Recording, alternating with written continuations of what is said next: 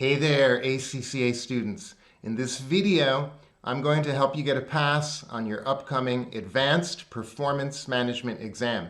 Now, I'm in the middle of marking mock exams, and I keep seeing the same 3 mistakes over and over. In this video, I'm going to share with you what those mistakes are and how you can avoid making them when you sit APM. Now, if you have any questions, drop them in the comments below. And if you find this video useful, throw down a like and subscribe. You'll get more videos into your inbox. Alrighty, let's rock on. Let's get started.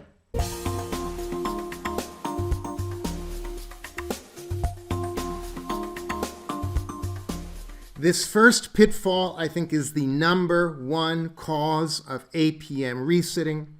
I see it all the time when I'm marking mock exams. That is the mistake of making unsupported assertions. Steve, what does that mean? Well, let me show you. Here's a statement. Greece is a good place for a family vacation. That is my opinion, but I did not justify that opinion with any kind of a logical argument or any evidence. I can fix it very easily. Greece is a good place for a family vacation because it has nice beaches, friendly people, and prices are reasonable. I've supported my argument with something further. Guys, I have now earned credit in APM. Let's link this now to the exam. This kind of statement I see all day long when I am marking. XYZ should switch to EVA. That statement might be correct in the context of this story, of this scenario, but we need more. XYZ should switch to EVA because it considers the company's cost of capital and is cash-based. This makes it a better measure of shareholder value. Look at that. One extra word, because, forced me to develop my idea further and support my statement, and I have now earned credit in APM. So the takeaway, people, say because often in your exam. It will force you to develop your ideas further and support your arguments. This next one is also quite common, and that's the mistake of giving textbook answers instead of tailored answers. So my advice, don't be generic. Here's something you might see in an APM answer when a candidate is evaluating a performance report. The report should include visualizations to make it easier to understand. One simple sentence like that is generic, unlikely to earn any credit. How can we fix that? Let's just link it to the business story.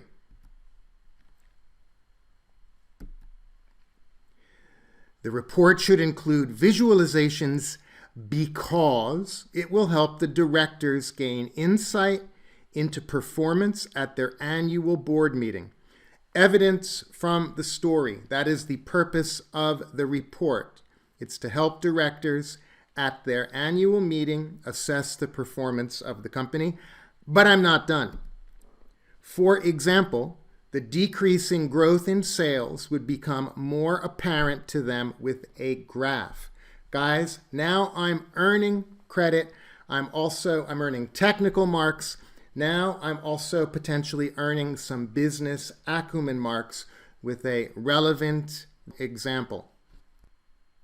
To avoid the error of being generic, develop your ideas more than you might use several short sentences. Avoid this one sentence, one point approach, and say, for example. The third common mistake to avoid is misunderstanding the APM verbs. In your upcoming exam, you're going to see assess and evaluate all over the place. Unlikely you're going to see explain and describe, or you'll see very little of that. Those are different action words. Here is someone's answer assessing the impact of the external environment on the performance management of the company. Let's see what they wrote. Power of suppliers is high. In this scenario, we see that there are few suppliers. They control the supply of the rare material. The company has joined forces with their competitors, blah, blah, blah. Common error here is just retyping in the scenario. This is describing the environment, not evaluating the environment. How can we fix it? Easily. Power of suppliers is high. This is a threat. There are only a few suppliers who control this resource, so they will set the price high. Opportunities to negotiate or change supplier will be limited. Now, I'm expressing some judgment. I'm saying, is it an opportunity or a threat? Is it a pro or a con? And I take it further. This will have a negative impact on profitability. That's an assessment that's going to get you credit in APM. So remember, assessment, evaluation, you've got to express some judgment. Is something good? Is something bad? Say why, and then describe the impact of this on the company. Hey guys, I hope you found those tips useful. If you want more videos like this, hit subscribe and check the link right here. I've got a playlist packed full of APM support videos. Good luck on your upcoming APM exam.